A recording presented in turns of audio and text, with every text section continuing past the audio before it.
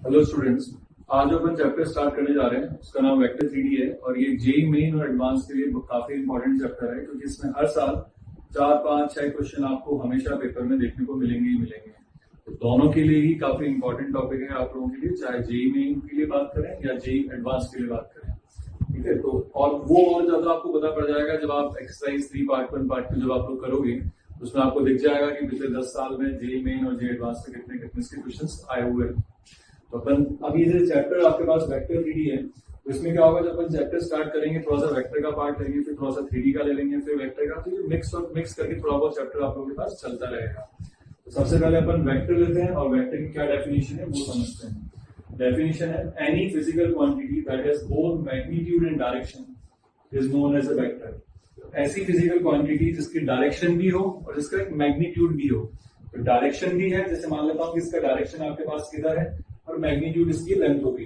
तो मैग्नीट्यूड और डायरेक्शन अगर आपके पास है किसी भी फिजिकल क्वांटिटी के, तो वो आपके पास क्या कहलाएगा, एक वेक्टर कहलाएगा। फॉर एग्जांपल जैसा कि आपने फिजिक्स में पढ़ा है, डिस्प्लेसमेंट हो या एक्सीलरेशन हो, या आपके पास इसके एग्जांपल्स हैं वेक्टर के। अब वेक्टर को अपन रिप्रेजेंट कैसे करते हैं वो समझते हैं। Generally a vector is represented by a directed line segment, let's say AB, और इस एरो को अपन रीड करेंगे AB वेक्टर की तरीके से। It will be read as AB vector where A is called its initial point and B is called its terminal point। तो अगर आपके पास कोई भी ये मान लो आपके पास ये लाइन है, लाइन का तो कोई डायरेक्शन होता नहीं, लेकिन आपके पास डायरेक्टेड लाइन सेगमेंट है। तो डायरेक्टेड हो गया तो ये तो हो गया इसका डायरेक्शन मान लेता हूँ, और लाइन सेगमेंट है तो उसके इनिशियल और टर्मिनल पॉइंट क्या होंगे आपके पास, फिक्स होंगे आपके पास। तो ये आपके पास इसका इनिशियल पॉइंट हो गया और ये B हो गया इसका टर्मिनल पॉइंट। तो ये तो आपके पास हो गया इसका टर्मिनल पॉइंट, और कहां से स्टार्ट हो रहा है वो कहलाएगा आपके पास इनिशियल पॉइंट। क्योंकि अपन ने जो वेक्टर लिया हुआ है वो आप ढंग से देखो, अपन ने ए से लेकर बी की तरफ एरो बनाया है, तो ये ए बी वेक्टर कहलाएगा आपके पास। और ए बी वेक्टर जो आपके पास हो गया, इन जनरल इसको अपन स्मॉल ए वेक्टर स्मॉल बी वेक्टर की फॉर्म में लिखते हैं। तो अगर ये जो डायरेक्टेड लाइन सेगमेंट है इसके ऊपर अपन इस तरीके से रिप्रेजेंट कर सकते हैं ए वेक्टर। तो ये ए वेक्टर हो या बी वेक्टर हो, स्मॉल में ही लेंगे अपन जनरल, तो A B vector can be represent as A vector. तो ये तो हो गया आपको इसका रिप्रेजेंटेशन। दूसरा, अब अपन यहाँ देखें कि इसकी लेंथ कैसे निकाली जाएगी। तो जो आपके पास वेक्टर है उसका इनिशियल पॉइंट और टर्मिनल पॉइंट के बीच का जो डिस्टेंस होता है, that distance is known as its magnitude और लेंथ ऑफ द वेक्टर। वही अपन ने आगे लिखा हुआ है, the distance between the initial and the terminal point of a vector is called its magnitude और length of a vector, which is denoted by modulus of A B vector. तो अगर अपन यहाँ पर बात कर रहे हैं कि अगर ये ए बी वेक्टर है, तो therefore अगर अपन मैग्नीट्यूड की बात करें, magnitude of A B vector will be equals to modulus of A B vector, जिसको अपन लिख देंगे मॉड ऑफ ए वेक्टर।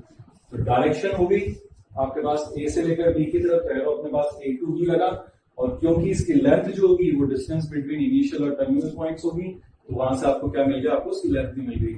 तो अपन ने अभी जो इसकी डेफिनेशन में क्या क्या पार्ट पढ़ा कि एक तो ये आपके पास क्या है, एक डायरेक्टेड लाइन सेगमेंट से रिप्रेजेंट करा जाएगा, और इनिशियल और टर्मिनल पॉइंट के बीच का जो डिस्टेंस होगा वो डिस्टेंस आपके पास को क्या कहलाएगा यहाँ पर, इसका लेंथ ऑफ मैग्नीट्यूड। और वेक्टर्स की टाइप्स क्या होती हैं वो अपन नेक्स्ट देखते हैं। नेक्स्ट अपन मूव करते हैं टाइप्स ऑफ वेक्टर्स पे। पहला जो वेक्टर है आपके पास जीरो और नल वेक्टर। अब अगर किसी भी वेक्टर का इनिशियल पॉइंट और टर्मिनल पॉइंट अगर आप सेम लेके आ जाओगे, एक ही जगह पे लेके आ जाओगे, तो वो वेक्टर क्या कहलाएगा आपके पास, जीरो वेक्टर और नल वेक्टर। वो लिखा हुआ है vector of zero magnitude, initial point terminal point अगर साथ में अगर उसकी मैग्नीट्यूड क्या होगी, zero, that is a vector having the same initial and terminal point is called a zero vector. तो उसके इनिशियल टर्मिनल पॉइंट एक जगह लिया हो तो वेक्टर जीरो वेक्टर हो जाएगा। और जीरो वेक्टर या नल वेक्टर का कोई डायरेक्शन नहीं होता, तो आपके पास क्या होता है, दिस इज इनडिटरमिनेट। तो किधर भी आप मान लो वो सही होगा। तो जीरो वेक्टर का कोई डायरेक्शन कोई डिटरमाइन नहीं है, फिक्स नहीं है, और जीरो वेक्टर को अपन रिप्रेजेंट करेंगे कैपिटल ओ से। नेक्स्ट है अपने पास यूनिट वेक्टर। यूनिट वेक्टर क्या हुआ आपके पास कि मान लो अपन वेक्टर की अगर अपन बात करते हैं, तो जैसे ये आपके पास एक वेक्टर है जिसके इनिशियल पॉइंट टर्मिनल पॉइंट आपके पास ये थे ही, ये वेक्टर हो गया आपके पास ए वेक्टर। इसकी जो मैग्नीट्यूड है वो तो आपके पास मॉडुलस ऑफ एक ए वेक्टर है, लेकिन मैं क्या कहता हूं कि मुझे सिर्फ यूनिट मैग्नीट्यूड चाहिए। तो मान लो ये यूनिट मैग्नीट्यूड हो गई, तो जिसका ये मैग्नीट्यूड आपके पास 1 है, लेकिन वेक्टर का डायरेक्शन किसकी तरफ है, मैग्नीट्यूड वेक्टर की कम कितनी हो गई है, 1 हो गई है, लेकिन डायरेक्शन ए की तरफ ही है। तो ऐसा वेक्टर जिसका डायरेक्शन तो ए वेक्टर की तरफ हो लेकिन मैग्नीट्यूड से 1 यूनिट हो, तो वो वेक्टर क्या कहलाएगा आपके पास, यूनिट वेक्टर। और यूनिट वेक्टर को रिप्रेजेंट करने का तरीका होता है ए, और उसके ऊपर जो लिखा हुआ है इसे रीड करते हैं अपन ए कैप। ये इसका नोटेशन है अपने पास, A cap upon unit vector को लिखते हैं। और यूनिट वेक्टर क्या हो गया, ए का डायरेक्शन है, मैग्नीट्यूड होनी चाहिए 1। तो किसी की भी मैग्नीट्यूड अगर 10 यूनिट से उसको 10 से आप डिवाइड कर दोगे तो कितनी हो जाएगी, 1 यूनिट हो जाएगी। तो वही चीज होगी। तो अगर वेक्टर ए वेक्टर है उसी को उसी की मैग्नीट्यूड से अगर आप डिवाइड कर दोगे मॉडुलस ऑफ ए वेक्टर से, तो वो क्या बन जाएगा आपके पास, ए कैप। तो ये इसका रिप्रेजेंटेशन, मतलब ये तो हो गया ए कैप, तो उसका नोटेशन। और अगर यूनिट वेक्टर निकालना है तो उसकी वैल्यू क्या होगी आपके पास, A vector divide by magnitude of that A vector. मतलब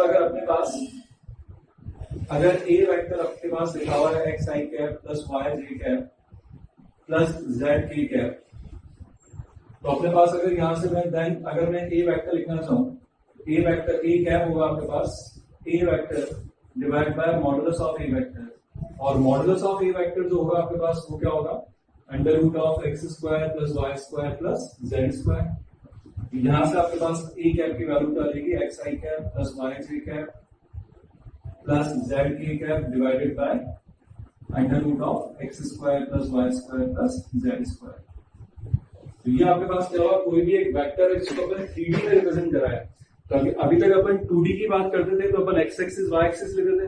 तो अब अगर अपन किसी भी प्लेन किसी भी पॉइंट को अगर 3D के अपन अंदर रिप्रेजेंट करेंगे तो उसमें X axis Y axis Z axis भी आएगी। तो ये आई कैप क्या रिप्रेजेंट कर रहा है कि आपके पास एक्स एक्सिस की तरफ आपने कोई एक यूनिट वेक्टर ले रखा है, ये वाई एक्सिस की तरफ यूनिट वेक्टर है जे कैप, और जेड एक्सिस की तरफ जो यूनिट वेक्टर है वो क्या आपके पास के कैप है। तो आपके पास कोई भी पॉइंट जो आपके पास 3D में बनेगा उसको x I cap plus Y J cap plus Z K cap से आप रिप्रेजेंट कर सकते हो, जिसकी मैग्नीट्यूड अगर निकाली जाए तो वो आपके पास क्या होगा, under root of X square plus Y square plus Z square. ये इसकी क्या होगी आपके पास, लेंथ होगी वेक्टर की, मैग्नीट्यूड होगी। तो इस वेक्टर को अगर इसी की मैग्नीट्यूड से आप डिवाइड कर देते हो तो वो यूनिट वेक्टर बन जाएगा। तो ये एक यूनिट वेक्टर निकालने का आपके पास तरीका हो गया। कब, जब आपको कोई भी एक वेक्टर अगर गिवन है तो वेक्टर डिवाइड बाय उसकी magnitude will gives you unit vector. Next type of vector is equal vectors. दो वेक्टर्स आपके पास इक्वल तभी कहलाएंगे जब आपके पास उनका वर्ड क्या होंगे, सेम आपके पास उनकी मैग्नीट्यूड हो, सेम डायरेक्शन हो और सेम ही आपके पास क्या हो, फिजिकल क्वांटिटी को रिप्रेजेंट करते हो। मतलब ऐसा नहीं है कि आप एक्सेलरेशन को और आप क्या करो, डिस्प्लेसमेंट की वैल्यू अगर सेम है, डायरेक्शन सेम है, तो आप उनको बोल दो कि ये इक्वल वेक्टर्स हैं। अगर दो वेक्टर्स इक्वल है तो फिजिकल क्वांटिटी भी सेम होनी चाहिए, मतलब दो एक्सेलरेशन दो डिस्प्लेसमेंट तब आप बात करोगे ना। तो इक्वल वेक्टर्स की क्या होगी डेफिनेशन, अगर उनका डायरेक्ट मैग्नीट्यूड डायरेक्शन सेम है और सेम फिजिकल क्वांटिटी को रिप्रेजेंट करते हैं तभी जाके दो वेक्टर्स क्या कहलाएंगे आपके पास, equal vectors. Next fourth is collinear vectors. दो वेक्टर्स आपके पास कोलिनियर उस केस में कहलाएंगे जब आपके पास क्या होगा, उनका डायरेक्शन क्या होगा आपके पास, two vectors A vector and B vectors are said to be collinear if their directed line segments are parallel irrespective of their direction. मतलब ये हुआ कि अगर एक वेक्टर ये है और दूसरा वेक्टर ये हो गया तो ये दोनों आपके पास क्या है, पैरेलल है, क्योंकि इसका डायरेक्टेड लाइन सेगमेंट अगर मैं मान लेता हूं कि ये इस साइड है तो ये दूसरा वेक्टर भी इधर ही हो गया, या फिर एक वेक्टर इधर है दूसरा वेक्टर इधर है, तो डायरेक्टेड लाइन सेगमेंट्स जो होनी चाहिए वो पैरेलल होनी चाहिए, तब वो वेक्टर्स क्या कहलाते हैं आपके पास, कोलिनियर वेक्टर्स कहलाते हैं। जैसे अगर एक वेक्टर आपके पास इधर जा रहा है दूसरा वेक्टर इधर जा रहा है तो ये कोलिनियर है, एक वेक्टर आपके पास इधर जा रहा है दूसरा इधर जा रहा है तो भी ये क्या है, कोलिनियर ही होंगे, क्योंकि डायरेक्टेड लाइन सेगमेंट जो पैरेलल है, चाहे डायरेक्शन कैसा भी हो, अपोजिट हो, लेकिन डायरेक्टेड लाइन सेगमेंट्स आपस में क्या है, पैरेलल है, तो ये दोनों वेक्टर्स क्या कहलाएंगे, कोलिनियर वेक्टर्स कहलाते हैं आपके पास। और कोलिनियर वेक्टर्स के अंदर भी पर्टिकुलरली केस अगर अपन बात करी जाए, अगर दोनों वेक्टर्स का डायरेक्शन सेम है तो ये आपके पास लाइक वेक्टर्स कहलाते हैं। मतलब एक्चुअली कोलिनियर वेक्टर्स के स्पेशल केसेस हैं कि लाइक वेक्टर्स, और अगर directed line segment opposite direction में है तो इट इज अनलाइक वेक्टर्स। ठीक है, अच्छा अब अपन इनको यहाँ पर कोलिनियर या फिर इनको ऐसा क्यों बोल रहे हैं कि आपके पास कोलिनियर है, और दूसरा आपके पास चलो दूसरी डेफिनेशन समझ में आती है, collinear vectors are also called parallel vectors. चलो पैरेलल तो देख रहे हैं, लेकिन कोलिनियर क्यों बोला हुआ है, तो ध्यान रखो कि मैथमेटिक्स की केस में अपन जब बात करेंगे तो अपने पास जो वेक्टर्स है वो फ्री वेक्टर्स होते हैं।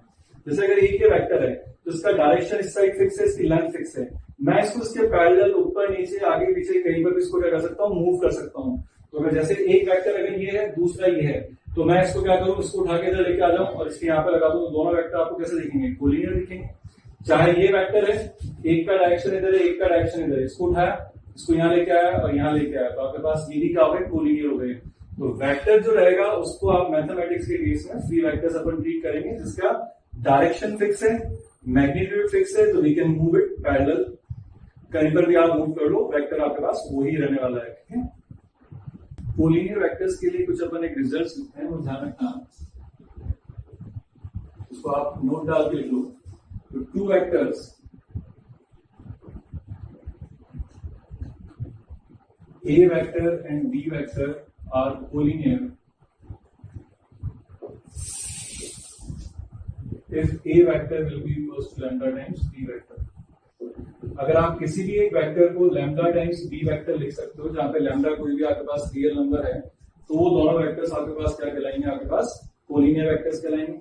अपन इसको जरा ढंग से देखेंगे, तो अगर अपने पास मान लो ये ए वेक्टर है, दूसरा बी वेक्टर है, ये ए वेक्टर है और इधर बी वेक्टर है, तो अगर लैम्डा नेगेटिव हुआ तो आपको अनलाइक वेक्टर्स मिलेंगे और लैम्डा पॉजिटिव हुआ तो आपके पास लाइक वेक्टर्स मिल जाएंगे। फर्क क्या पड़ रहा है, हो सकता है कि ये जो वेक्टर है ए वेक्टर, ये बी वेक्टर, इसका मान लो आप कुछ भी कितना हो गया, मान लेता हूं कि ए वेक्टर इक्वल्स टू आपके पास 1/2 टाइम्स बी वेक्टर है, तो आपके पास लैम्डा की वैल्यू 1/2 हो जाएगी। तो जो भी है आपके पास अगर सेम डायरेक्शन में रहेंगे तो लैम्डा पॉजिटिव आएगा और अपोजिट डायरेक्शन में तो लैम्डा क्या आएगा, नेगेटिव आएगा। लेकिन आप बस ये ध्यान रखोगे, अगर कोई भी दो वेक्टर्स अगर आपको कोलिनियर या पैरेलल बोला जा रहा है, कोलिनियर वेक्टर्स और पैरेलल वेक्टर्स सेम ही होते हैं ना, ध्यान रखना। तो कोई भी दो वेक्टर्स अगर कोलिनियर बोले जा रहे हैं तो आप उनको किसी भी एक वेक्टर को लैम्डा टाइम्स दूसरा वेक्टर आप लिख सकते हो हमेशा, ये चीज ध्यान रखना अच्छे से। और अगर अपन बात करें कि अगर ए वेक्टर को अपन लिख लेते हैं, मान लो A1 i कैप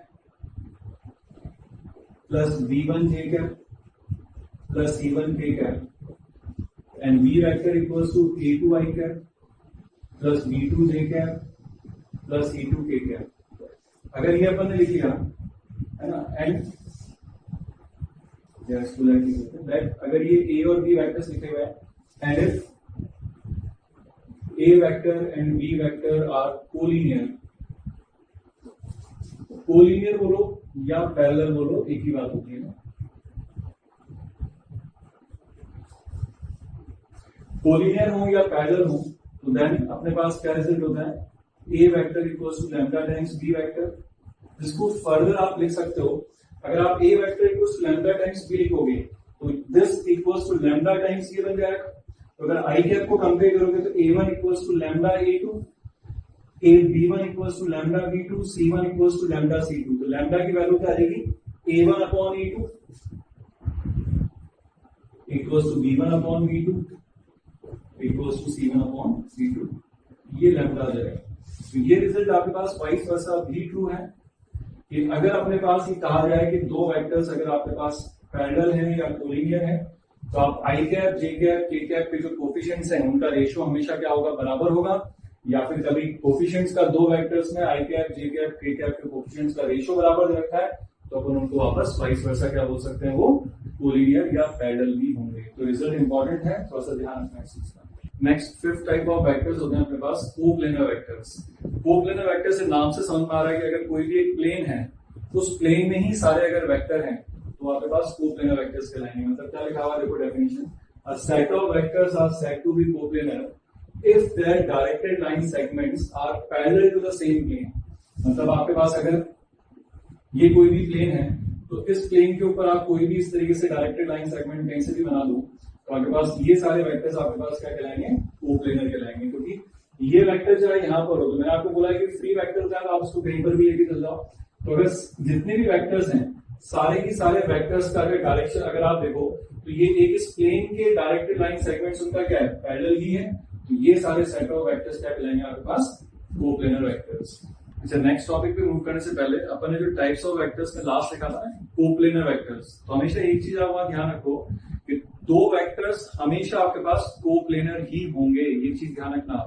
जैसे फॉर एग्जांपल मान लो कि ये दो वेक्टर्स हैं, अगर ये तो आपको दिख रहा है कि चलो दोनों वेक्टर एक ही प्लेन में तो कोप्लेनर है, लेकिन अगर मैं इसको ऐसे लिख देता हूं तो क्या आप इसको समझ पा रहा है आपको कोप्लेनर है ये भी कोप्लेनर ही है, क्योंकि अपन ने मैंने आपसे क्या बोला था कि अपन वेक्टर्स को फ्रीली मूव कर सकते हैं उन्हीं के पैरेलल। तो अगर मैं इस वेक्टर को पैरेलल मूव करके इधर लेके आ जाऊं तो ना इसकी मैग्नीट्यूड बदल रही ना डायरेक्शन बदल रहा। अब आप इसको इधर लेके आ जाओगे तो आप देखोगे तो यहाँ पर दोनों वेक्टर्स क्या दिखेंगे आपको, एक ही प्लेन में दिखेंगे। इसलिए हमेशा ध्यान रखो कि दो वेक्टर्स अगर कहीं पर भी दे रखे हैं तो हमेशा वो वेक्टर्स क्या कहलाएंगे आपके पास, कोप्लेनर ही कहलाएंगे। ये चीज आप नोट कर लेना कि two vectors are always coplanar. अपन आगे जाके कंडीशन चेक करेंगे कि तीन वेक्टर्स अगर कोप्लेनर हैं या नहीं है, ये चीज चेक करी जाती है। बाकी दो वेक्टर्स अगर हैं तो वो हमेशा आपके पास कोप्लेनर ही होंगे। ठीक है, तो नेक्स्ट अपन मूव करते हैं multiplication of a vector by scalar. अब स्केलर का मतलब क्या होता है, ऐसी क्वांटिटी जिसकी सिर्फ मैग्नीट्यूड हो, डायरेक्शन ना हो, तो वो आपके पास क्या कहलाता है, स्केलर कहलाता है। तो अपन क्या बोल रहे हैं कि किसी भी वेक्टर को स्केलर से मल्टीप्लाई करने का क्या मतलब है। जैसे कोई भी वेक्टर ए वेक्टर है, मैं उसको 2 से मल्टीप्लाई कर देता हूं तो क्या मतलब रिप्रेजेंट कर रहा है, तो क्या है वो, let A vector be any vector and m small m be any non zero scalar then the product. आपने एम को ए वेक्टर से मल्टीप्लाई कर दिया, m A vector represents a vector in the direction of a vector and having magnitude modulus of m times that of a vector। तो आपने किसी भी scalar से अगर आपने वेक्टर को मल्टीप्लाई कर दिया तो उसके डायरेक्शन में ही कोई नया वेक्टर मिलेगा, लेकिन उसकी मैग्नीट्यूड क्या हो जाएगी आपके पास, जो गिवन वेक्टर ए है उसका m टाइम्स उसकी मैग्नीट्यूड हो जाएगी। और ये वेक्टर रिप्रेजेंट, ये क्या कहलाता है आपके पास, this multiplication is called scalar multiplication. ठीक है, तो स्केलर मल्टीप्लीकेशन के बारे में अपन कुछ रिजल्ट ऐसे ध्यान रख सकते हैं कि अगर मान लो m इंटू m अगर a वेक्टर लिखा हुआ है तो आप कोई सा भी स्केलर पहले से मल्टीप्लाई कर सकते हो।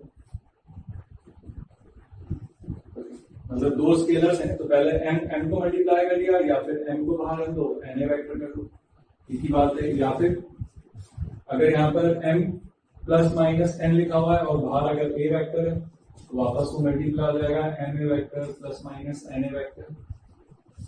या फिर अगर m times a vector plus minus b vector लिखा हुआ है तो ये m स्केलर है, m vector plus minus mb vector हो जाएगा।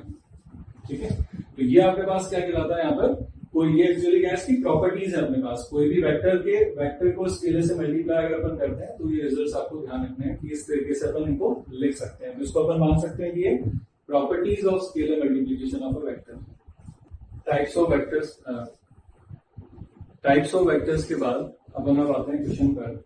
क्वेश्चन है, if A vector and B vector are non collinear vectors then find the value of X for which the vectors alpha vector and B vector are collinear. फिर last में लिखा हुआ बस also check whether the alpha vector and beta vectors are like और unlike vectors. सबसे पहले तो since alpha vector and beta vector are collinear, तो therefore अपन क्या लिख सकते हैं, alpha vector equals to lambda times beta vector. तो alpha vector equals to lambda times अगर आप बीटा वेक्टर लिखोगे तो it will become x minus 2 into A vector plus B vector will be equals to lambda को अंदर multiply कर देता हूँ तो 3 lambda plus 2x lambda into A vector minus 2 lambda B vector. Question में लिखा हुआ आपके पास कि ए वेक्टर बी वेक्टर तो कोलिनियर नहीं है, इसका मतलब ए वेक्टर को मैं लैम्डा टाइम्स बी वेक्टर लिख नहीं सकता। अब अगर ये दोनों बराबर हैं तो इसका मतलब सीधा सा ये तभी पॉसिबल होगा जब ए वेक्टर और बी वेक्टर के कोएफिशिएंट्स आपके पास बराबर हो जाए, दैट इज x माइनस 2। या फिर अपन ने बोला था ना आई कैप जे कैप के कैप, आई कैप के कैप जे कैप भी तो आपके पास नॉन कोलिनियर ही होते हैं, क्योंकि तीन वेक्टर्स हैं, एक x एक्सिस की तरफ, एक y की तरफ और एक z की तरफ। तो तीनों आपके पास क्या होंगे, वो नॉन कोलिनियर ही होंगे। इसलिए अपन यहाँ पर क्या कह रहे हैं, अगर ए वेक्टर बी वेक्टर अगर आपके पास नॉन कोलिनियर वेक्टर्स हैं तो अपन डायरेक्ट यहाँ पर क्या कर सकते हैं, दोनों का कंपेयर कर दो इनके कोएफिशिएंट्स को। तो x minus 2 will be equals to 3 lambda plus 2x lambda and b का कोएफिशिएंट कंपेयर करूंगा तो 1 equals to minus 2 lambda. Lambda comes out to be minus 1/2, वो आप यहाँ पे कर दो। That means x minus 2 will be equals to minus 1/2 times 3 plus 2x। इसको कैलकुलेट करोगे तो x की वैल्यू आपके पास 1/4 आ जाएगी। तो आपसे पूछा गया है, एक तो आंसर ये मिल गया और दूसरी चीज चेक करी जाए तो since lambda equals to minus 1/2 तो दिस इंप्लाइज आपके पास alpha vector comes out to be minus 1/2 times beta vector. तो ये माइनस 1/2 से क्या रिप्रेजेंट कर रहे हैं अपने पास, ये अनलाइक वेक्टर्स हैं, क्योंकि अगर ये लैम्डा अगर आपके पास पॉजिटिव आता तो दोनों आपके पास डायरेक्टेड लाइन सेगमेंट्स तो पैरेलल है लेकिन इनका डायरेक्शन भी सेम होता है तो लाइक वेक्टर्स कहलाते हैं। लेकिन लैम्डा अल्फा माइनस टाइम्स सम बीटा आ रहा है तो इसका मतलब उनका डायरेक्शन क्या है, अपोजिट है वेक्टर्स का, तो इसका मतलब वेक्टर्स क्या कहलाएंगे आपके पास, अनलाइक वेक्टर्स। ठीक है, तो क्वेश्चन के बाद अपन एडिशन ऑफ टू वेक्टर्स पढ़ते हैं। अपन एडिशन ऑफ टू वेक्टर्स अपन दो तरीके, दो लॉज होते हैं इसके। तो सबसे पहला लॉ होता है आपके पास triangle law of addition. Triangle law of addition क्या होता है, और ये वेक्टर जो भी क्वांटिटी है हमेशा ट्राइंगल लॉ ऑफ एडिशन हमेशा फॉलो करेंगे। जिसको भी अगर आपको चेक करना है कि क्वांटिटी वेक्टर है या नहीं है तो उसके लिए आपको हमेशा ट्राइंगल लॉ ऑफ एडिशन आपको सेटिस्फाई करना होना जरूरी है।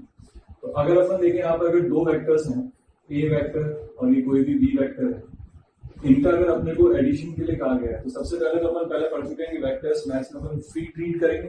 तो अपन यहाँ पर अगर दो वेक्टर्स को इनको ऐड करना तो सबसे पहले इस तरीके से करें कि एक का टर्मिनल पॉइंट दूसरे का इनिशियल पॉइंट बन जाए आपके पास। तो अगर अपन यहाँ पर ये बोल देते हैं कि ये ए वेक्टर हो गया, दूसरा वेक्टर बी वेक्टर हो गया, तो ट्राइंगल लॉ ऑफ एडिशन क्या कहता है कि अगर मान लो ये वेक्टर आपके पास ए बी है, दूसरा वेक्टर बी सी हो गया, तो अब जो आपके पास ट्राइंगल बनेगा starting from A to C, तो ये जो आपके पास third side of the triangle है which is also known as resultant of the two vectors, और ये आपके पास होता है a vector plus b vector. तो ट्राइंगल लॉ ऑफ एडिशन क्या होता है आपके पास, अगर किसी भी ट्राइंगल की दो साइड्स अगर आपको गिवन है जो कि एक a वेक्टर और b वेक्टर से रिप्रेजेंट कर रही है, उसका रिजल्टेंट जो होता है वो आपके पास सम ऑफ टू वेक्टर्स कहलाता है। इसी तरीके से अगर अपने को सब्ट्रैक्शन ऑफ टू वेक्टर्स की अगर अपन बात करें, ये तो एडिशन में हो गया। अगर मैं कहता हूं कि मुझे subtraction of two vectors he, subtraction of two vectors, तो सब्ट्रैक्शन ऑफ टू वेक्टर्स भी कुछ नहीं है, सेम होता हुई है, लेकिन फर्क क्या पड़ेगा, अगर किसी भी वेक्टर को माइनस साइन से मल्टीप्लाई करते हैं तो अगर उधर जा रहा है तो आपके पास वो रिवर्स डायरेक्शन में आ जाएगा। तो अभी अपन यहाँ पर कह रहे हैं अगर मैं ए में से ए माइनस बी वेक्टर फाइंड करना चाहूं तो मेरे पास अभी भी ये तो वही है कि ये ए वेक्टर है, ये बी वेक्टर है, मुझे ए माइनस बी फाइंड करना है, तो बी वेक्टर को मैं नीचे कर देता हूं। सेम मैग्नीट्यूड डायरेक्शन से अपोजिट हो गया बी वेक्टर का, तो बी वेक्टर आपके पास इधर आ गया, तो ये हो गया माइनस बी वेक्टर। ये आपके पास ए बी सी लिया था अपन, इसे आप बोल दो सी डैश। अब जो ट्राइंगल बनेगा आपके पास ए बी सी डैश, उसका जो आपके पास डायगोनल, उसका जो तीसरी साइड जो ट्राइंगल की होगी वो होगा रिजल्टेंट ऑफ टू वेक्टर्स। कौन कौन से वेक्टर, ए वेक्टर और माइनस बी वेक्टर। तो आपके पास क्या हो जाएगा, A vector minus B vector. तो ये अपने पास क्या हो गया, सब्ट्रैक्शन ऑफ टू वेक्टर्स हो गया, और ये हो गया एडिशन ऑफ टू वेक्टर्स। एक बार फिर बताता हूँ, एडिशन ऑफ टू वेक्टर्स में क्या होगा, आपके पास कोई भी दो वेक्टर्स अगर आपको ऐड करने हैं तो उनके एक का टर्मिनल पॉइंट दूसरे का इनिशियल पॉइंट बनाओ। तो एक जो ट्राइंगल बनेगा तो ट्राइंगल की जो थर्ड साइड होगी starting from the initial point of the first vector and terminal point of the second vector, उन दोनों को जब आप ज्वाइन करोगे तो that AC vector is known as sum of the two vectors which we call it as resultant of A vector and B vector. Subtraction में सिर्फ वही होगा, ये बी वेक्टर है तो माइनस बी वेक्टर इधर हो गया। अब ट्राइंगल बनेगा ए बी सी डैश, तो ए बी सी डैश की जो third side of the triangle है A C dash, it is known as resultant of two vectors A vector and minus B vectors. Then the answer will be A vector minus B vector. एक तो ये triangle law of addition होता है और दूसरा होता है अपने पास पैरेललोग्राम लॉ ऑफ एडिशन।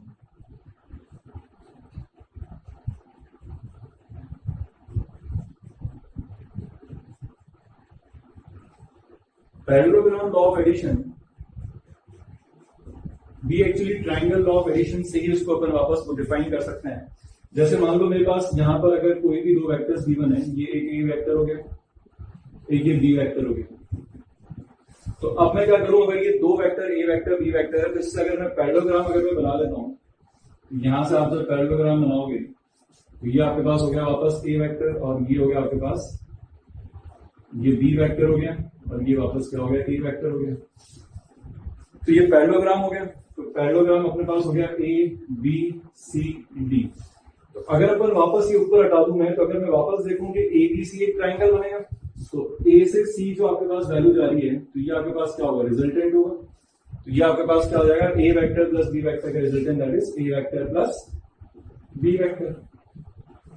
इसी तरीके से मैं अगर इसको बी वेक्टर को नीचे लेके आता हूं तो ये आपके पास बन जाता है क्या, मान लो सी डैश, तो it will be minus B vector. तो यहां से ये जो वैल्यू आपके पास आएगी इसको जब मैं ज्वाइन कर दूंगा तो ये आपके पास क्या बन जाएगा, A vector minus B vector. तो अब अपने पास यहाँ से ट्राइंगल जो बनेगा आपके पास ये ए वेक्टर, अब कौन सा ट्राइंगल हो गया, ए बी सी डैश, तो ये ए माइनस बी हो गया। तो इसका जो दूसरा डायगोनल जब आप ज्वाइन करोगे तो ये दोनों साइड आपके पास क्या आएंगे, पैरेलल आएंगे आपके पास, क्योंकि ये बी वेक्टर है, ये आपके पास जो साइड हो गई आपके पास क्या हो गई, अगर ये बी वेक्टर बराबर है ये वाली वैल्यू और ये वाली वैल्यू भी आपके पास क्या होगी, सेम होगी। इसका मतलब ये जो डीबी वेक्टर आएगा ये आपके पास क्या बन जाएगा, A vector minus B vector. तो इन जनरल अपन अब यहाँ पर क्या ध्यान रखेंगे कि अगर कोई भी आपके पास ये पैरेललोग्राम दे रखा है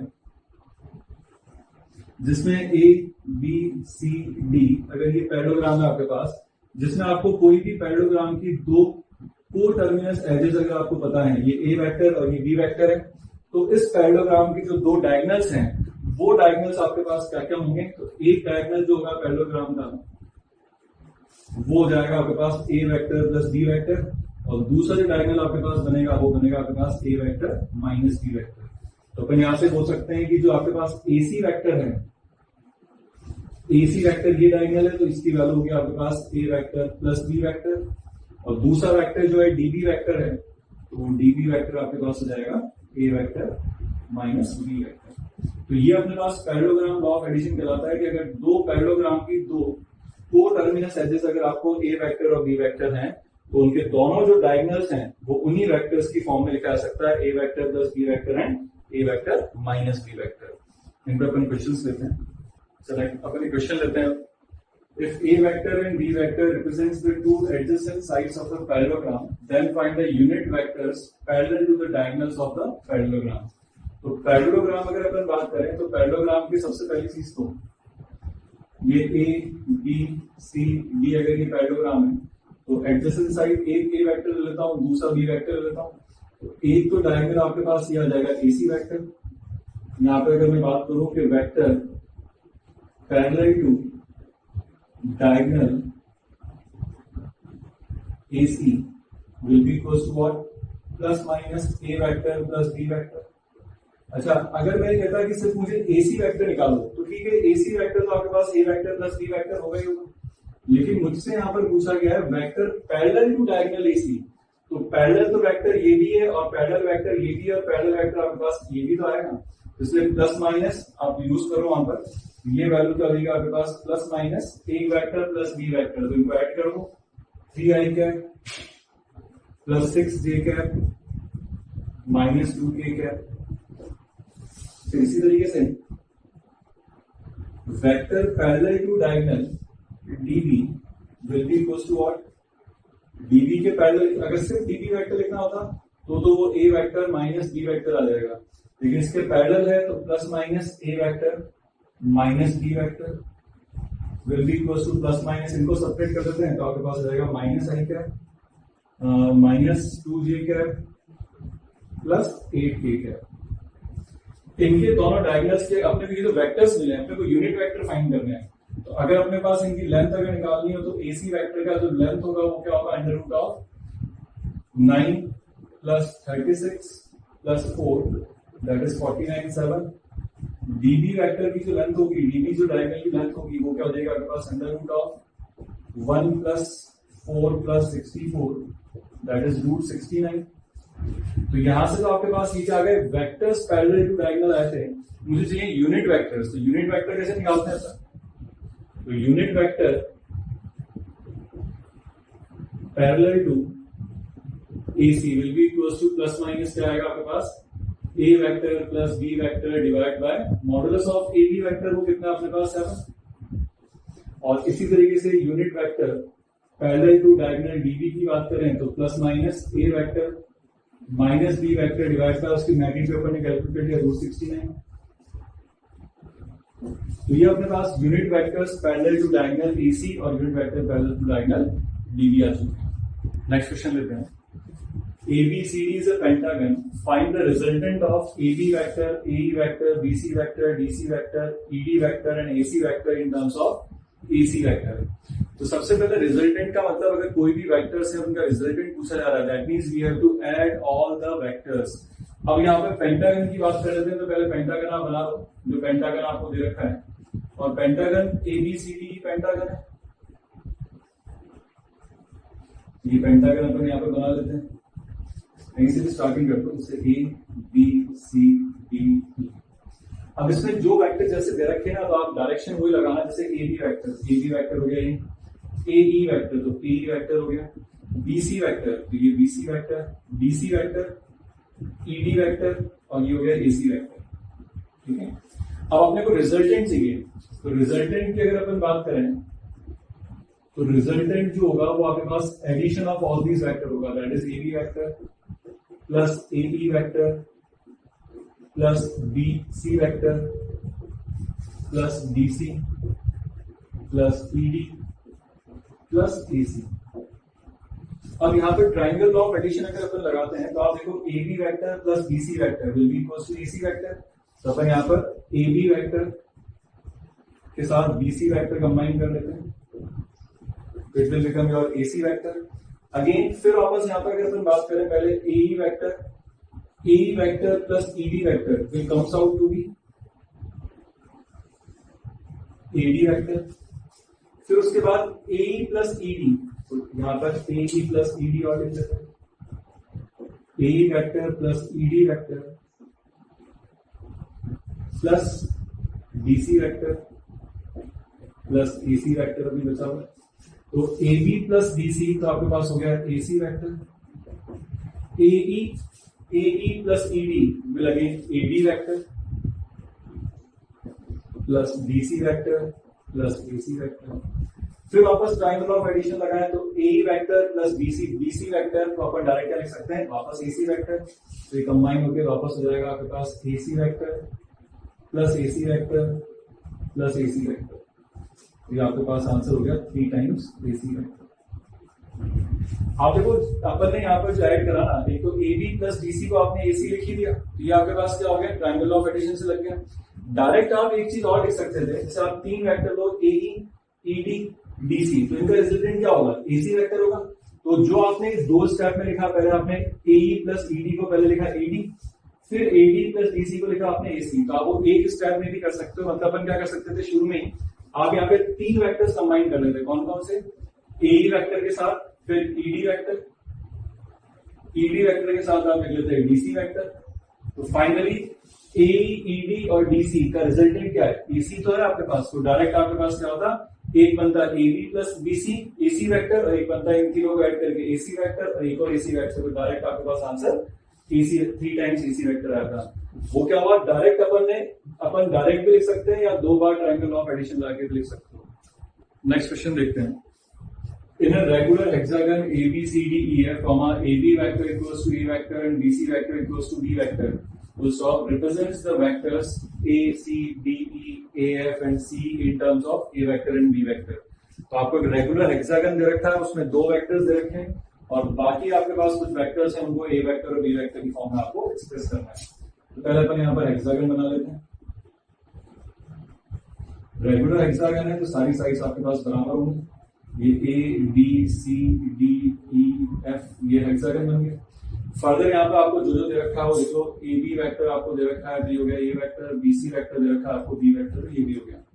सबसे पहले आपको फाइंड करना है एसी वेक्टर। सबसे पहली चीज जो आपको फाइंड करनी है एसी वेक्टर।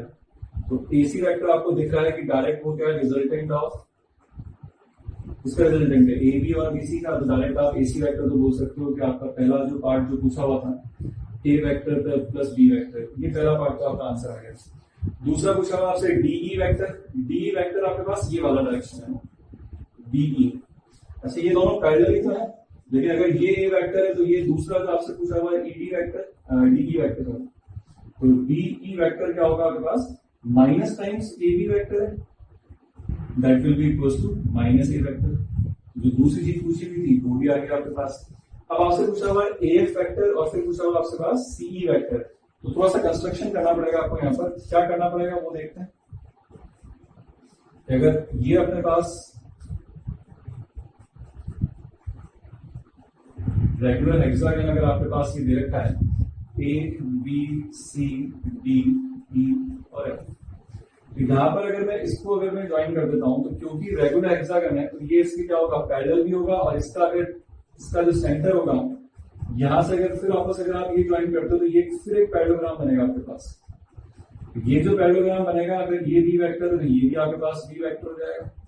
फर्दर फिर वापस यहां से इसको ज्वाइन कर देता हूं तो आपके पास, अगर इस पॉइंट को मैं जी बोल देता हूं फॉर एग्जाम्पल, तो अगर आपके पास देखो एक तो पैरेललोग्राम बना ए बी सी जी, तो ये दोनों साइड पैरेलल हो गए, बी वेक्टर हो गए। एक पैरेललोग्राम आपके पास बन रहा है डी जी बी सी, तो ये डी जी बी सी जो पैरेललोग्राम बन रहा है उसमें ये बी वेक्टर, तो ये भी बी वेक्टर हो गया। इसका मतलब यहां से आपको एक चीज पता पड़ेगी कि A D vector will be equal to 2 times what, B vector, ये पता पड़ेगा। इसको अपन यूज कैसे करेंगे, आपके पास ये वाली वैल्यू मिल चुकी है, पूरा डायग्राम मिल चुका है, तो अब अपने को जो जो चीज पता है वो यहां देख लेते हैं। ये ए वेक्टर पता है, ये बी वेक्टर पता है, तो अब अगर अपन यहां पर देखें कि आपके पास A B B C D C का रिजल्टेंट आपके पास ए डी है, तो therefore since A B vector plus B C vector plus C D vector will be equal to what, A D vector, ये का रिजल्टेंट है। तो जो जो चीज पता है वो अपन यहां पर रख देते हैं। ए बी वेक्टर आपको पता है A vector, B C vector आपको पता है बी वेक्टर, तो यहां से C D vector equal to 2b vector, तो यहां से आपके पास सी डी वेक्टर आ जाएगा B vector minus A vector. ये क्यों निकाला अपन ने, क्योंकि जब आपके पास सी डी वेक्टर आ गया, ठीक है, सी डी वेक्टर आपके पास आ चुका है, तो आपको एक पूछा हुआ है ए एफ, तो सी डी और ए एफ पैरेलल ही तो है, तो जो नेक्स्ट चीज आपसे पूछी हुई है वो जो आपको यहां से मिल जाएगी, तीसरी चीज आपसे क्या पूछी हुई है, ए एफ वेक्टर। तो ए एफ वेक्टर जो हो गया वो आपके पास A F vector is equals to C D vector, तो आपको यहां से जो मिला सी डी वेक्टर क्या हो गया, बी माइनस ए, तो this implies A F vector जो हो गया आपके पास विल बी इक्वल्स टू, इसको यहीं लिख लेता हूं, will be equals to B vector minus A vector. तो आपको एक चीज जो तीसरा पूछा था वो भी मिल गया। अब बचा आपके पास सी वेक्टर। अच्छा देखो जरा, सी वेक्टर आपके पास किसका रिजल्टेंट है, अगर अपन सी वेक्टर की बात करें तो सी वेक्टर अगर अपन यहां से देख लें तो आप देखो ये सी वेक्टर हो गया, तो C vector is the resultant of 2 vectors. कौन कौन से वेक्टर हो गए, C D plus E D. तो again since C D vector plus E D vector will be equals to CE vector, तो दिस इंप्लाइज CD वेक्टर कितना है आपके पास, ये अपन ने निकाल लिया B minus A, B vector minus A vector. ED vector अपन ने, ED वेक्टर क्या होगा आपके पास, ये ED वेक्टर क्या होगा, ED वेक्टर सॉरी ED नहीं होगा, DE होगा, ये DE वेक्टर बनेगा, तो CD प्लस DE, तो DE वेक्टर भी अपन ने निकाला वो क्या माइनस ए, तो ये जाएगा आपके पास minus A vector will be equals to CE vector. तो this implies CE vector आपके पास कितना आ गया, B vector minus 2A vector। तो आपसे CE भी पूछा था, तो ये जो चारों आपसे वेक्टर्स पूछे थे in terms of A vector और B vector वो आपके पास आ गए इस फॉर्म में। क्वेश्चंस के बाद अपन अब नेक्स्ट टॉपिक पे चलते हैं, position vector of a point. अब position vector of a point क्या होता है, जैसे अपन 2D के अंदर किसी भी पॉइंट को x, y कोऑर्डिनेट से रिप्रेजेंट करते हैं ना, तो वैसे ही आपको किसी भी पॉइंट को अगर रिप्रेजेंट करना होता है अगर अपन वेक्टर की फॉर्म में, तो अपन पोजीशन वेक्टर की हेल्प लेते हैं। देखते हैं क्या है वो। लेट O be the origin, then the position vector of a point P is OP vector। कोई भी पॉइंट अगर आपके पास यहाँ पर है स्पेस में, तो अगर आपके पास कोई भी पॉइंट P है तो ध्यान रखना पोजीशन वेक्टर हमेशा डिफाइंड होता है विद रेफरेंस टू ऑरिजिन। तो OP वेक्टर जो होगा, कोई भी पॉइंट है तो उस पॉइंट को आप जब ऑरिजिन से ज्वाइन कर दोगे तो OP vector, this OP vector will represents what, the position vector of point P। तो अब यहाँ पर अगर मैं इसको अगर कोई भी अगर मान लो ये P बोल देता हूँ कि ये P वेक्टर है और ऑरिजिन है, तो ये ओरिजिन और ये ऑरिजिन जाएगा आपके पास 0 वेक्टर हो गया।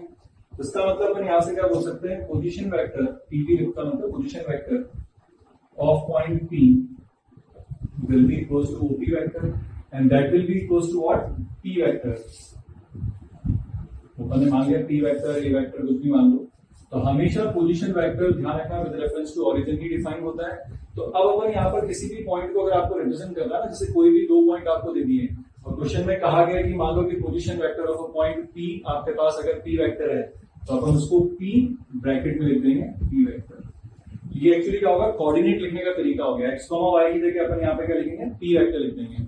अगर अपन अब दो वेक्टर की बात कर रहे हैं, अगर यहाँ पर if A vector and B vector are position vector of points A and B, then दो चीज अपने पास आएंगी, ए बी वेक्टर क्या होगा और दूसरा बी ए वेक्टर क्या होगा। हमेशा जैसे अभी पहले समझाता हूं क्या होगा, फिर प्रूव करेंगे अपन इसको। ए बी वेक्टर आपके पास हमेशा क्या होगा, फाइनल वेक्टर कौन सा है अपने पास, ए बी वेक्टर से इनिशियल ए है और फाइनल टर्मिनल पॉइंट कौन सा है, बी। तो ए बी वेक्टर को अपन क्या लिखेंगे, B vector minus A vector, it will be represent as B vector minus A vector, that is position vector of B minus position vector of A. Similarly B A vector को अपन क्या लिखेंगे, final कौन है, A, it is written as A vector minus B vector, that means position vector of A minus position vector of B. देखो ये result आया कैसे, अपन ने क्या बोला है कि कोई भी आपके पास अगर पॉइंट है जिसके पोजीशन वेक्टर्स आपको गिवन है, तो जैसे दो पॉइंट मैं यहाँ पर ले लेता हूँ, ये ए जिसका पोजीशन वेक्टर और एज ए कोऑर्डिनेट की फॉर्म में ए वेक्टर लिख लो, दूसरा पॉइंट हो गया बी, तो उसके पॉइंट को आप इसके पोजीशन वेक्टर और कोऑर्डिनेट की फॉर्म में लिख लो। पोजीशन वेक्टर हमेशा विद रेफरेंस टू ओरिजिन की डिफाइन होता है। तो ये ओ ए वेक्टर हो गया, ये ओ बी वेक्टर हो गया, तो ये हो गया ओ ए वेक्टर, ये हो गया ओ बी वेक्टर। तो मैं अगर यहाँ से बात करूं, मुझे बी ए वेक्टर चाहिए फॉर एग्जाम्पल मान लो, तो या ए बी वेक्टर चाहिए, तो ये आपके पास ए बी वेक्टर का मतलब क्या हो गया, मैं इन दोनों पॉइंट को ज्वाइन करूं, ये मेरे पास हो गया ए बी वेक्टर। अब आपको देख के बताओ कि यहाँ पर जो ए बी वेक्टर है, ये ओ ए वेक्टर का मतलब हो गया ए वेक्टर, ये हो गया बी वेक्टर, क्योंकि ओरिजिन का आपको पास क्या होता है हमेशा पोजीशन वेक्टर, जीरो रेफरेंस है ना, तो जीरो मान के चलेंगे। अब यहाँ से by triangle law of addition अपन क्या लिख सकते हैं, तो by triangle law of addition we can write O A vector plus A B vector will be equals to O B vector. So this implies OB vector will be equal, AB vector will be equals to OB vector minus A vector. That means OB मतलब क्या हो गया, B vector minus A vector। ये वही चीज होगी जो मैंने अभी आपसे बोला था कि अगर अपन को कोई भी दो पॉइंट दे रखे हो और उनके पोजीशन वेक्टर आपको पता हो, तो फाइनल पोजीशन आप ए बी वेक्टर क्या बनेगा आपके पास, position vector of final minus position vector of initial, तो position vector of B minus position vector of A. अब ये ए बी आ गया तो बी ऑब्वियसली इसका माइनस टाइम्स होगा, तो वो अपन ने यहाँ पे लिख ही लिया। तो पोजीशन वेक्टर आपको कभी भी दे रखे हो, तो फिर बोल रहा हूँ कि पोजीशन वेक्टर कभी भी दे रखा हो तो आप उसको पॉइंट को रिप्रेजेंट करके उनके ब्रैकेट में पोजीशन वेक्टर लिख दो, और ये ध्यान रखो कि हमेशा उनको कहां से जोड़ा गया है, ऑरिजिन से जोड़ा गया है, ताकि वो ओपी वेक्टर जो बनेगा आपके पास पी वेक्टर पोजीशन वेक्टर उसका कहलाएगा। ठीक है, अच्छा पोजीशन वेक्टर्स को यूज करके अपन यहाँ पर डिस्टेंस फॉर्मूला और अपन यहाँ पर सेक्शन फॉर्मूला भी लिख लेते हैं।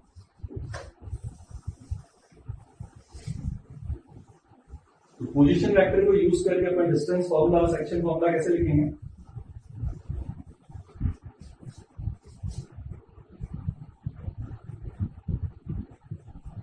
Distance formula. मान लो मुझे दो पॉइंट्स दे रखे हैं ए और बी, जिनके पोजीशन वेक्टर्स बी वेक्टर और ए वेक्टर मुझे गिवन है, तो मैं distance formula distance between two points A B कैसे लिखूंगा।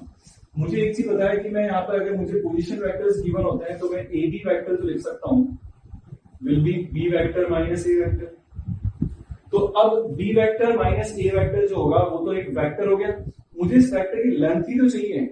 अगर ये लेंथ निकाल लूंगा तो मेरे को क्या मिल जाएगा, डिस्टेंस बिटवीन टू वेक्टर्स। तो देयरफॉर ए बी जो आपके पास डिस्टेंस होगा will be equal to modulus of A B vector. तो ये आपके पास क्या हो जाएगा अपने पास, मतलब ये लेंथ ऑफ वेक्टर होगी, क्या हो गया modulus of B vector minus A vector, या फिर इसको simply A vector minus B vector भी लिख सकते हैं।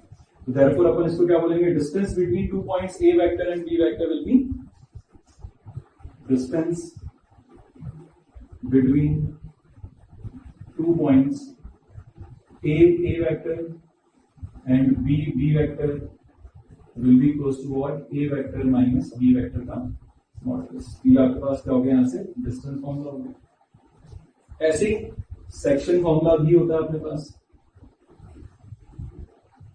तो एक्चुअली आप ढंग से देखो तो अपन ने यहाँ पर क्या करा है, जो अपन ने 2D के अंदर स्ट्रेट लाइन में अपन ने डिस्टेंस फॉर्मूला जो पढ़ा था वो क्या होता है आपके पास x2 minus x1 whole square plus y2 minus y1 whole square. तो वो आपके पास जब b vector minus a vector करोगे तो i कैप j कैप की फॉर्म में तो आएगा। और मॉडुलस ऑफ a वेक्टर क्या होता है under root of x square plus y square plus z square, वही वाली फॉर्म होगी आपके पास।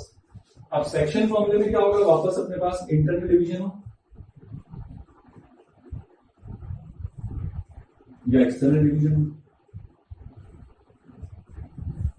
तो जैसे अब ये A पॉइंट है, ये B पॉइंट है, जिनके पोजीशन वेक्टर मुझे गिवन है A वेक्टर B वेक्टर, और कोई भी पॉइंट P है जिसको m/n रेशियो में डिवाइड कर रहा है इंटरनली। तो P पॉइंट को अगर मैं कुछ R वेक्टर बोल देता हूं तो position vector of point P जो बनेगा आपके पास will be equals to position vector of P। Section formula लगाते हैं अपन mx2 plus mx1 upon m plus n, तो वही चीज लगेगी mb vector plus na vector upon m plus n। तो ये आपके पास position vector of point P हो गया which is dividing AP internally in the ratio m/n। अच्छा अगर P मिड पॉइंट हुआ तो क्या होगा, अगर अपन यहां से बात करें if P is midpoint of AB, then position vector of P will be equals to A vector plus B vector by 2 हो जाएगा आपके पास। इसी तरीके से अगर अपन एक्सटर्नल डिवीजन का फॉर्मूला लिखें तो एक्सटर्नल डिवीजन के फॉर्मूले में क्या फर्क पड़ जाएगा आपके पास। एक्सटर्नल डिवीजन में अपन ये बोल देते हैं कि ये A पॉइंट है, ये B पॉइंट है, और ये आपके पास कोई पॉइंट Q हो गया। इसके पोजीशन वेक्टर A गिवन है, इसके पोजीशन वेक्टर B गिवन है, लेकिन इस बार पॉइंट Q जो है वो m/n रेशियो में डिवाइड कर रहा है आपको एक्सटर्नली। तो पॉइंट Q के पोजीशन वेक्टर क्या बनेंगे आपके पास, position vector of Q is वापस क्या होता है mx2 minus nx1 upon m minus n, तो वही चीज लग जाएगी आपके पास will be equals to mb vector minus na vector divide by m minus n। तो ये अपने पास क्या हो गया, एक्सटर्नल डिवीजन का फॉर्मूला हो गया। तो सेम अगर आप ढंग से देखो तो ये फॉर्मूले आपके पास वही चल रहे हैं जो आपने 2D के अंदर पढ़े थे ना, mx1 प्लस mx1, ये वही हो गया mx2 plus nx1 upon m plus n, और वो mx2 minus nx1 upon m minus n। तो ये एक्सटर्नल डिवीजन का फॉर्मूला हो गया, ये आपके पास एक्सटर्नल डिवीजन का फॉर्मूला हो गया। कुछ रिजल्ट्स हैं जो अपन ट्राइंगल में फ्रीक्वेंटली यूज करेंगे, इन सेक्शन फॉर्मूले को यूज करके वो भी देख लेते हैं क्या होंगे अपने पास।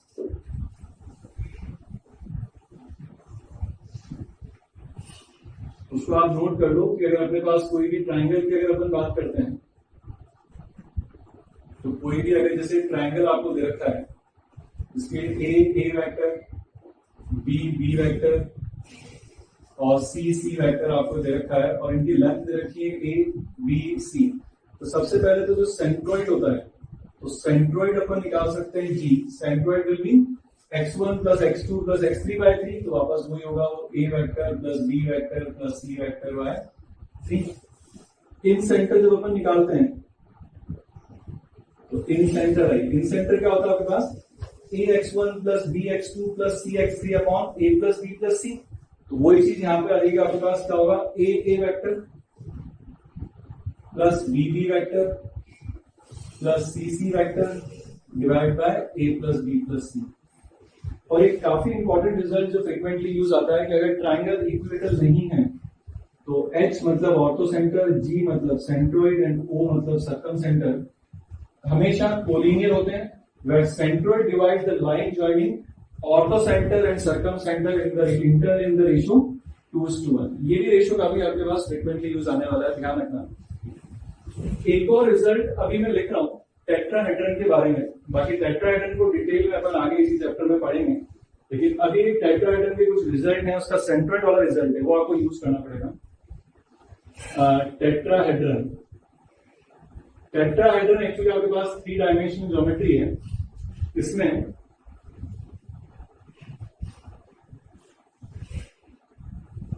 ये मैं समझना एक ही प्लेन में है, जैसे अगर मैं इसको ए बी सी डी बोलता हूं तो इसके अंदर क्या होता है, ये जो प्लेन बीसीडी जो है, ये बीसीडी प्लेन में एक ट्राइंगल है, और ए जो है आपके पास ऊपर स्पेस में है। तो ए को अपन ने तीनों से जोड़ा हुआ है, तो इस टेट्राहेड्रन के जो फेसेस होते हैं आर ट्रायंगुलर। कौन कौन से फेसेस होंगे इसके? चार जो आपके पास ट्रायंगल बनेंगे। कौन कौन से फेस हो गए? A B C, A B C इसका एक फेस है, ए सी डी ये इसका एक फेस है, बी सी डी ये इसका एक फेस है, और एक और फेस कौन सा होगा आपके पास? ए बी डी भी होगा। ये इसके चारों फेसेस हैं टेट्राहेड्रन के। मैं फिर बोल रहा हूँ टेट्राहेड्रन डिटेल में अपन आगे वापस पढ़ेंगे, लेकिन अभी आप ध्यान रखो कि टेट्राहेड्रन एक 3 डायमेंशनल ज्योमेट्री फिगर है, और इसमें ये ए पॉइंट यहां पर ऊपर आपके पास फेस में बीसीडी ट्रायंगल है, जिससे ए को आपने तीनों से क्या कर रखा है? जोड़ रखा है। तो इस टेट्राहेड्रन के अगर मुझे चारों वर्टिसेस के पोजीशन वेक्टर्स पता है, A vector, B vector, C vector and D vector, तो यहां से अपन इसका सेंट्रोइड भी बता सकते हैं। कैसे आता है सेंट्रोइड, वो बाद में अपन देखेंगे इसी चैप्टर में। जैसे ट्रायंगल की अपन बात करते हैं तो सेंट्रोइड होता है तीनों वर्टिसेस का सम वेक्टर्स डिवाइड बाय 3। तो वैसे टेट्राहेड्रन की बात करेंगे तो it will be A vector plus B vector plus C vector plus D vector by 4। तो ये सेंट्रोइड ऑफ टेट्राहेड्रन होता है आपके पास। नोट कर लो आगे सर। पोजीशन वेक्टर्स पे अपन क्वेश्चंस लिख रहे हैं। If ABCD is a quadrilateral where E and F are the midpoints of ACBD respectively, then prove that। ये रिजल्ट आपको प्रूव करना है। तो सबसे पहले तो क्वाड्रिलेटरल अपन बना लेते हैं। क्वाड्रिलेटरल जब आप बनाओगे, क्वाड्रिलेटरल पैरेलल जो देंगे रखा तो ये क्वाड्रिलेटरल बना लेते हैं। तो ए बी सी डी, आपको जो वेक्टर्स दे रखे हैं देखते हैं उनमें ट्रायंगल ऑफ एडिशन भी लग सकता है क्या? A B vector, A D vector, और क्या लिखा हुआ आपके पास? सी बी वेक्टर और सी डी वेक्टर। तो A B vector, A D vector, C B vector और सी डी वेक्टर। और ई और एफ के बारे में आपसे क्या कहा गया है? ई और एफ के आपके पास मिड पॉइंट ऑफ ए सी। तो ए सी का मिड पॉइंट और साइड और आपके पास बी डी का मिड पॉइंट है। अब यहाँ पर आपको कोई ऐसी वैल्यू तो दे नहीं रखी कि ट्रायंगल ऑफ एडिशन कुछ लग जाए, तो अपने को क्या करना पड़ता है? किसी भी एक पॉइंट को आप क्या मान लो? रेफरेंस ओरिजिन पे मान लो। जैसे मैं इसको अगर ए को मैं ओरिजिन पे बोल देता हूँ, बाकी सबको आप बी वेक्टर, इसको सी वेक्टर, इसको डी वेक्टर बोल दो। तो अब आपके पास ए सी जो हो गया वो ये हो गया। ए सी का जो मिड पॉइंट है वो आपको मिड पॉइंट क्या बोला हुआ है? ए सी का ई।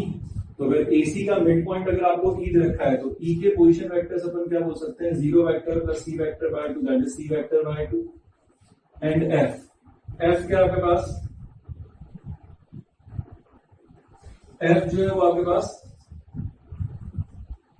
एफ बीडी का, डीबी का या बीडी का मिड पॉइंट है, तो उसके लिए आपके पास पोजीशन वेक्टर ऑफ एफ क्या हो जाएंगे आपके पास? B vector plus D vector by 2। अब यहां पर अगर देखा जाए तो एलएचएस में जो लिखा हुआ है, मतलब आरएचएस में आपके पास लिखा हुआ है 4 टाइम्स ईएफ वेक्टर। तो ईएफ वेक्टर का मतलब क्या हो गया? Final vector F minus final vector और इनिशियल वेक्टर ही। तो ये हो जाएगा 4 times this minus this, that is B vector plus D vector minus C vector by 2। ये वैल्यू देगा आपके पास 2 times B vector plus D vector minus C vector. अब अपन देखते हैं आपके पास एलएचएस क्या आता है। तो एलएचएस अपने पास क्या आएगा यहाँ पर? A B vector. A B vector मतलब B vector minus A vector, तो बन जाएगा B vector minus 0 plus A D vector, that is D vector minus 0, क्योंकि ए वेक्टर को अपन ने ऑरिजिन पे ले रखा है। आप ऑरिजिन पे नहीं भी लोगे तो कोई दिक्कत नहीं है। कोशिश ये करी जाती है कि वेरिएबल कम से कम मिले, जिससे एक को आप ऑरिजिन पे ले लोगे तो आपके पास रेफरेंस मतलब पॉइंट आपके पास वेरिएबल्स कम दिखेंगे आपको क्वेश्चन में, और कोई बात नहीं है। बस सी बी वेक्टर लिखोगे तो B vector minus C vector plus C D लिखोगे तो आपके पास D vector minus C vector. इसको सिंप्लीफाई करते हैं तो आपके पास यहाँ देख लो 2 टाइम्स वैल्यू होगी आपके पास B vector plus D vector minus C vector. तो ये 4 टाइम्स आपके पास B vector plus D vector minus C vector by 2 ही तो लिखा हुआ है, और वही आपके पास क्या था? ईएफ वेक्टर था। तो ये 4 टाइम्स ईएफ वेक्टर के बराबर आ गया, that is equals to RHS. जो प्रूव करना था वो प्रूव हो गया। तो अगर कभी ऐसे ट्रायंगल ऑफ एडिशन नहीं लगे और ऐसे कुछ एक्सप्रेशंस आपसे ऑप्शंस में पूछ रहे हैं कि which of the following options is और आर ट्रू, तो आप किसी भी एक पॉइंट का रेफरेंस पॉइंट ऑरिजिन पे ले लेना, फिर उसके बाद उनके पोजीशन वेक्टर्स लिखो, मिड पॉइंट है, सेक्शन फॉर्मूला है, जो भी लगा लो, और हर वेक्टर को लिखने का तरीका क्या होगा, position vector of final minus position vector of initial लिख के सिंप्लीफाई कर लो, जो ऑप्शन सेटिस्फाई कर जाएगा वो आपका आंसर हो जाएगा। नेक्स्ट क्वेश्चन लेते हैं। Prove by vector method that line joining midpoints of any two sides of a triangle is parallel to the third side and half of its length। ये काफी इंपॉर्टेंट थ्योरम है जो कि आप लोगों ने काफी यूज भी करी है। उसको वेक्टर से अपन प्रूव करते हैं कि अगर आपके पास एक ट्राइंगल दे रखा है तो ट्राइंगल की कोई भी दो साइड्स के मिड पॉइंट आप ज्वाइन करो। अगर मान लो ये एबीसी ट्राइंगल है तो वापस मैं क्या बोलता हूँ, इसमें किसी भी एक पॉइंट को रेफरेंस पॉइंट ए को मैं ओरिजिन पर ले लेता हूँ, बी को बी वेक्टर, सी को C vector. Line joining mid points of any two sides, तो कोई भी दो साइड में एक साइड ले लेता हूँ ए बी और ले लेता हूँ डी सी, तो ये बोल दो आप डी और इसे बोल दो ई। ये इसका मिड पॉइंट हो गया और ये इसका मिड पॉइंट हो गया, तो डी के पोजीशन वेक्टर अपने पास क्या लेंगे, B vector plus 0 vector by 2 that is B vector by 2, और ई के हो जाएंगे 0 vector plus C vector by 2 that is C vector by 2। अब मैं अगर यहाँ से डीई वेक्टर लिखता हूँ और बीसी वेक्टर लिखता हूँ, तो बीसी वेक्टर तो आपके पास क्या बनेगा, देखो आप C vector minus B vector, और डीई जो वेक्टर बनेगा will be equals to C vector minus B vector by 2। तो अब since DE vector will be equals to DE vector क्या होगा आपके पास, लैम्डा टाइम्स बीसी वेक्टर, और ये अपने पास क्या होता है, जब दो वेक्टर्स कोई भी कोलिनियर या पैरेलल होते हैं तो अपने पास एक वेक्टर को लैम्डा टाइम्स दूसरा वेक्टर अपन लिख सकते हैं। तो दिस इंप्लाइज अपन यहां से क्या बोल सकते हैं, DE vector is parallel to BC vector. तो जो एक पार्ट जो प्रूव करना था वो तो पार्ट प्रूव हो गया आपके पास। अब ये कह रहा है कि इसकी लेंथ भी इसकी हाफ होनी चाहिए। लेंथ की अपन बात कैसे करते हैं, उसके मैग्नीट्यूड से, मॉडुलस से। तो again since DE vector will be equals to, आपको दिख रहा है कि 1/2 times CB vector, BC vector लिखा हुआ है। So this implies modulus of DE vector will be equals to 1/2 times modulus of BC vector. This implies DE जो होगी, line joining midpoints of any two sides will be equals to half of third side। ये result भी prove हो गया।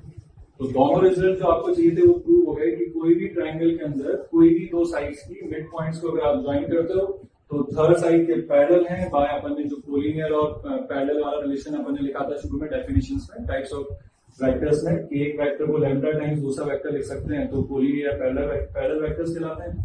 उनकी magnitude की बात करी जाए तो आपने मॉडुलस ले लिया, तो एक साइड डीई जो होगी वो हाफ ऑफ बीसी होगी, तो दोनों रिजल्ट आपके यहाँ पर प्रूव हो गए। आज का होमवर्क नोट कर लो आप, एक्सरसाइज 1 पार्ट 1 A1 से लेकर A5।